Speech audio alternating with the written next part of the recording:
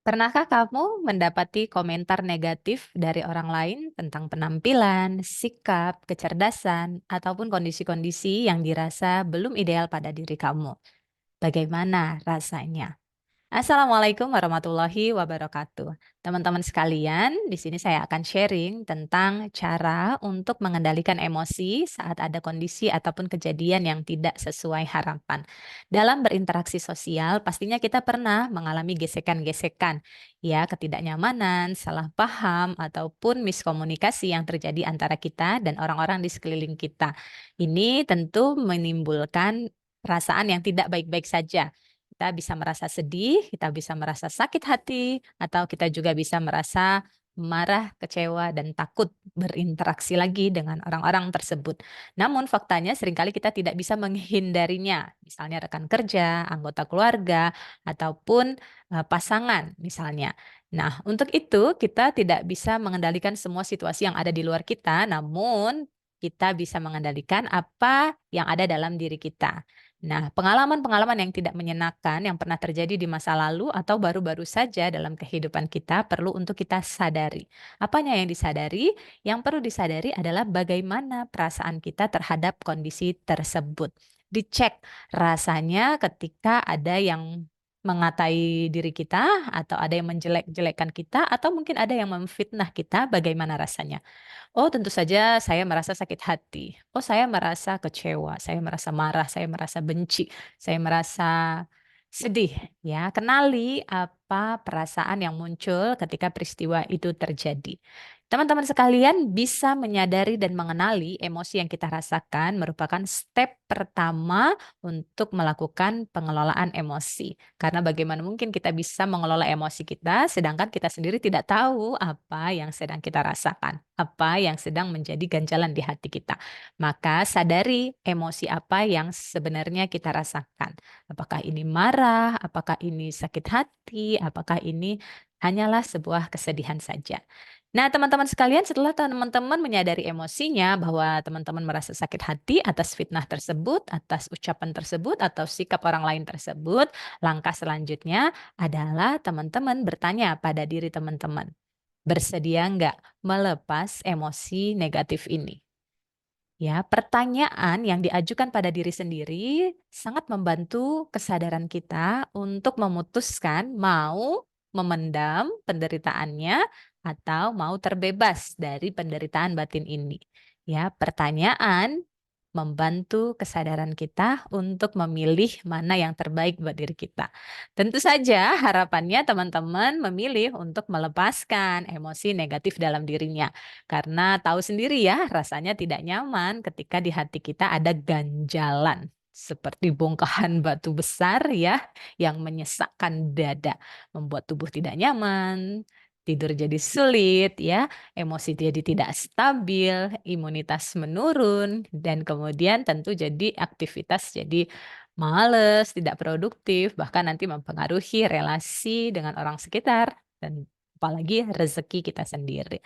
Maka dari itu, kita bisa bertanya pada diri kita, enakan mana memendam perasaan ini atau melepaskannya secara utuh?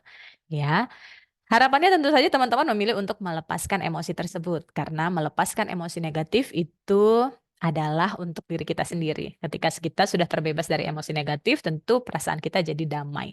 Ya, jadi salah satu tokoh menyampaikan bahwa pengertian dari bahagia adalah ketika kita terbebas dari emosi-emosi negatif. Yang mana artinya kalau kita sudah melepaskan emosi negatif yang mengganjal di hati kita, maka dengan sendirinya emosi positif itu muncul ke permukaan. Kita jadi merasa lapang, kita jadi merasa tenang, kita jadi merasa senang, kita jadi merasa optimis untuk menatap masa depan kembali. Ya, teman-teman, yang pertama sadari apa emosinya, yang kedua tanyakan pada diri teman-teman mau melepasnya atau tidak. Kemudian masuk ke tahapan ketiga yaitu proses pelepasannya.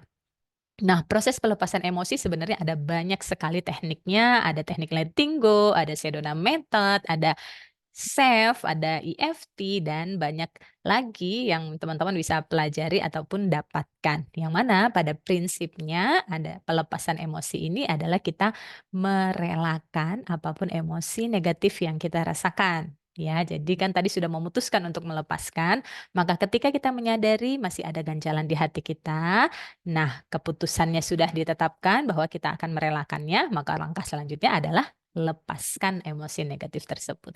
Jadi saat teman-teman merasakannya atau emosi itu muncul, maka izinkan saja diri teman-teman untuk berdamai dan melepaskan emosi tersebut.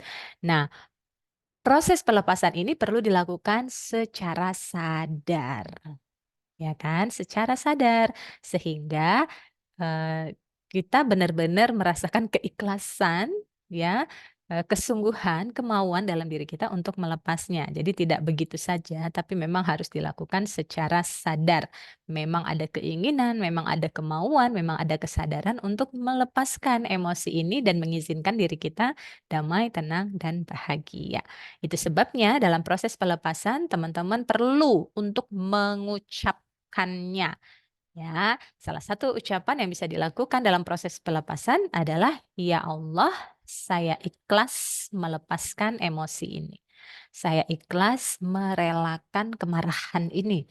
Saya ikhlas melepas, membuang, ya, kesedihan, kemarahan, sakit hati, ataupun kekecewaan di hati ini. Ya Allah, saya terima perasaan takut di hati ini, takut tersakiti lagi, dan saya lepaskan dengan penuh kepasrahan untuk ketenangan, kedamaian hati saya." Nah, jadi doanya atau kalimatnya bisa seperti itu. Saya menerima kehadiran emosi ini, saya menyadari bahwa di hati saya masih ada ganjalan, masih ada kemarahan, masih ada sakit hati, masih ada trauma, saya menyadari itu, step pertama. Dan saat ini saya putuskan step kedua untuk melepaskan, merelakannya demi kebaikan hati saya, demi ketenangan jiwa saya, demi membaiknya segala aspek dalam kehidupan saya. Karena menurut Nabi, seperti yang disampaikan oleh Rasulullah, bahwa apabila di hati kita sehat, bersih, tidak ada penyakitnya, maka insya Allah segala aspek kehidupan kita juga akan membaik. Maka ya Allah, saya putuskan untuk melepaskan ganjalan di hati ini. Saya pasrahkan kepadamu kedamaian hati saya. Saya relakan, saya ikhlaskan, saya izinkan diri saya terbebas dari penyakit-penyakit hati ini. Nah, kemudian teman-teman bisa melanjutkan dengan step keempat, yaitu menarik nafas panjang. Jadi pada saat teman-teman menarik nafas panjang, teman-teman bayangkan sedang menarik emosinya. Ya, jadi dikumpulkan rasa kecewanya, rasa marahnya, sakit hatinya ditarik pakai nafas. Lalu pada saat membuang nafas, teman-teman bayangkan ya, ganjalan itu, beban itu dilepaskan, direlakan dengan penuh kepasrahan. Nah, teman-teman bisa lakukan berulang kali teknik ini ya untuk mendapatkan hasil yang lebih maksimal. Nah, jadi seperti itu ya. Apapun peristiwanya ya yang membuat teman-teman tidak nyaman di dalam berinteraksi secara sosial, teman-teman bisa praktekkan ini. Jadi kuncinya adalah berdamai dengan diri sendiri. Karena seringkali ketika kita sudah tenang ya, sudah damai hatinya, sudah melepas emosi-emosi negatifnya, maka hal-hal yang kita anggap masalah tadi sudah tidak lagi menjadi masalah, ataupun seringkali terjadi keajaiban ataupun perubahan baik yang menyertai ke depan. Bahkan di titik yang lebih lanjut, teman-teman mensyukuri bahwa kejadian tersebut sudah pernah hadir dalam kehidupan teman-teman, membawa banyak pelajaran bagi perkembangan mental teman-teman dan membuat kondisi teman-teman sudah jauh lebih baik di saat ke depan tersebut. Demikian sharing, untuk hari ini, semoga bisa menjadi ilmu yang bermanfaat dan kesadaran kita semakin meningkat bahwa kita berharga, layak bahagia, layak punya hati yang tenang, damai, dan layak punya kehidupan yang lebih baik ke depan. Saya ikhlas, saya pasrah, saya izinkan diri saya bahagia, sukses, berkelimpahan, dan punya kehidupan yang menyenangkan. La haula wala quwata illa billah. Selamat beraktivitas. Wassalamualaikum warahmatullahi wabarakatuh.